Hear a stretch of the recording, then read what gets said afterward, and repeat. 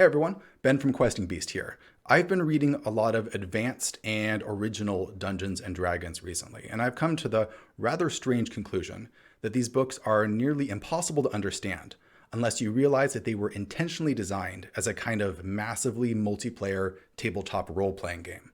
The evidence for this is scattered throughout the text in a very Gygaxian manner, but once you put it together, this grand scheme emerges, an incredibly ambitious style of play that almost no one attempts today. To start out, let's look at what Gygax meant when he referred to an RPG campaign. When people talk about a campaign today, they usually mean a single adventure with a set group of PCs. These PCs usually start at level 1, grow in power as they level up, and finally once they've reached a high level and overcome some momentous odds, the campaign ends. In stark contrast to this, look at how Gary defines a campaign in a D&D, where he calls it an ongoing series of games based upon a created milieu. Notice how it is the location that matters here. All adventures, no matter who was in them or when they occurred, are all part of a single campaign as long as they are in the DM's world.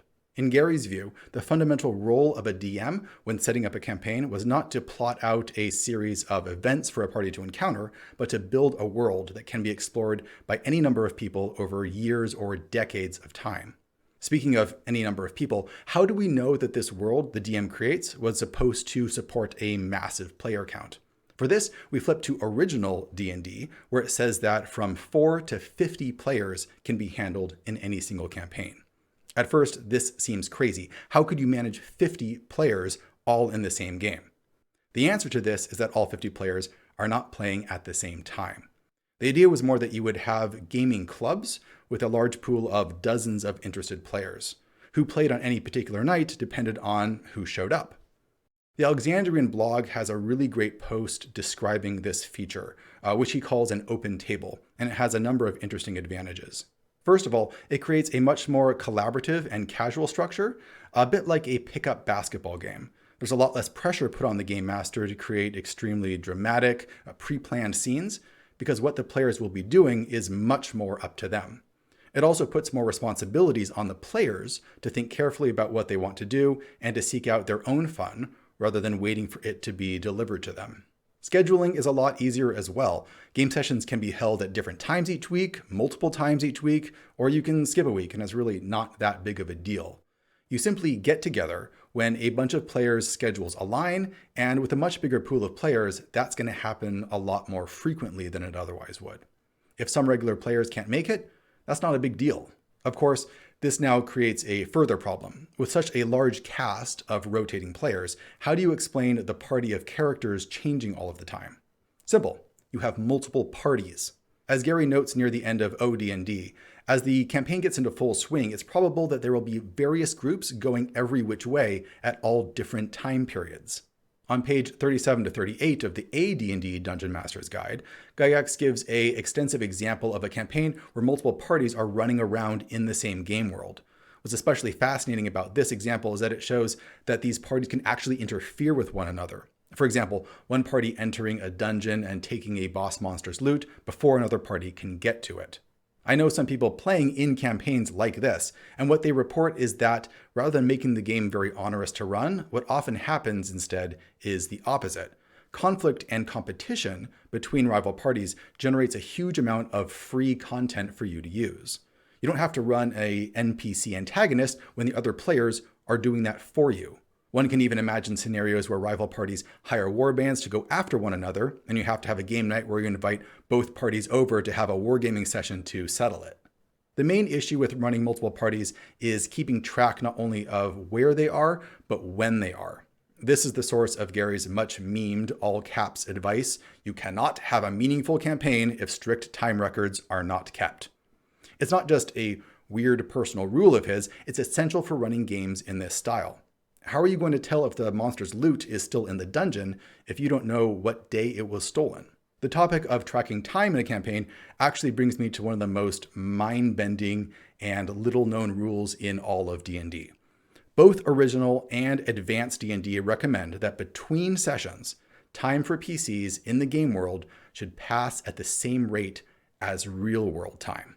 Was it a week since you last played? A week has elapsed in the game world. This rule was virtually unheard of for decades, even though it's actually right there in the DMG. Even among people in the old school Renaissance movement, it's not well known at all, and it's only recently that people have been rediscovering it and the implications of the always on campaign.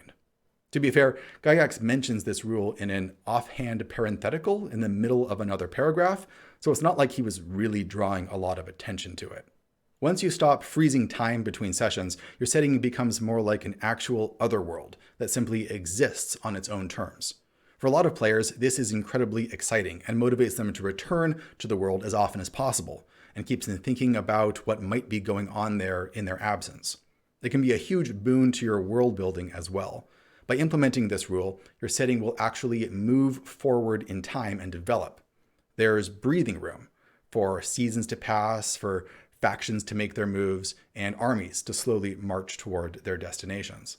Most modern D&D campaigns move at such a breakneck pace that when groups look back, they sometimes realize that they've gone from level 1 nobodies to virtual demigods over the course of a couple of weeks of game time, which doesn't make a lot of sense. This helps to fix that. This rule is such a radical departure from the normal structure of D&D play that of course there's going to be some objections, so let's try and answer some of those. Do you have to play the whole game in real time? No. While a session is ongoing, you can slow down and speed up time as you want. It's only in between sessions that things switch into real time. What if a session ends in a dungeon or in some other unsafe location? Bad things. Depending on the DM, your character might straight up die, or perhaps they can make a roll to return, where you abstract the process of trying to escape and figure out what you lose along the way. An always-on campaign requires that you end each session in a safe haven of some kind, so that the PCs can rest until their next game. This adds a very episodic and picaresque structure to the game, and adds an element of strategy too. When you have to plan out how you're going to get to safety by the end of the session, it requires you to plan a lot more carefully. No, it's not realistic, and it has clear metagaming elements to it, but that's not necessarily a bad thing, as it provides a clear objective for each session, especially during dungeon crawls, and it also adds suspense. The heavy importance placed on tracking time also explains why the books are so particular about how long it takes to do different downtime activities, like crafting magic items or even healing. Remember that HP returns at 1 hit point per day in AD&D. Time was a kind of resource you had to pay to get certain advantages. In essence, you're paying in the XP that your PC is not gaining while their friends are off adventuring. But hold on a second, does that mean that if your PC engages in any kind of long-term activity, you as a player can't play for weeks or months of real time? Of course not. Who said you only had one PC? The idea that each player only controls a single PC is one of those funny, unwritten rules of D&D that no one really spells out, but almost everyone follows. However, in some ways, it's a lot more interesting to instead give them a stable of PCs of different classes and backgrounds, and that allows them to pick which character they want at the start of a given session, or to simply allow them to play as one of their henchmen while the PC is otherwise occupied, which is the strategy that Gygax generally recommends.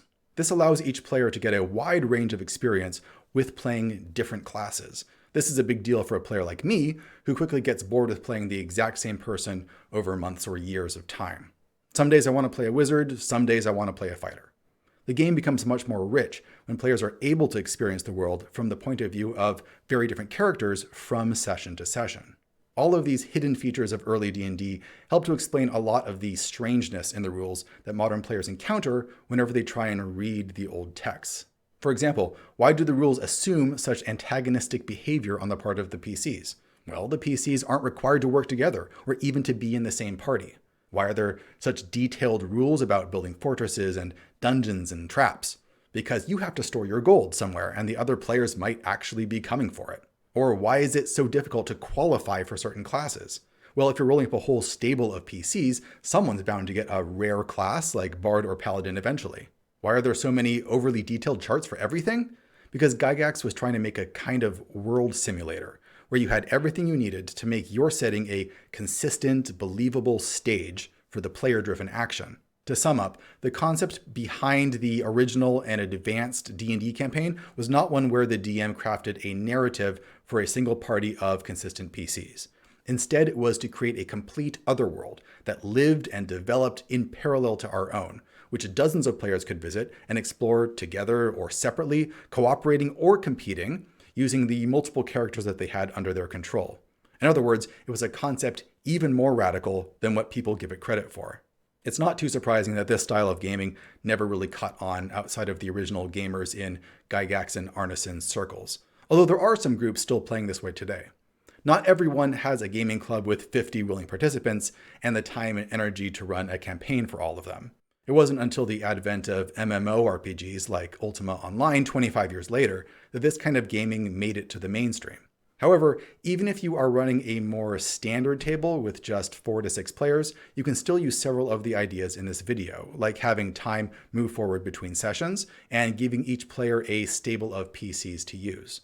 Those concepts alone will transform your game into something exciting and new, and give your players a whole new perspective on what is possible in this hobby.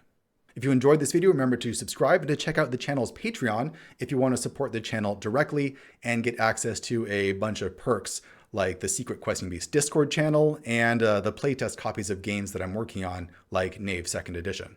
Thanks for watching, everybody, and I'll see you next time.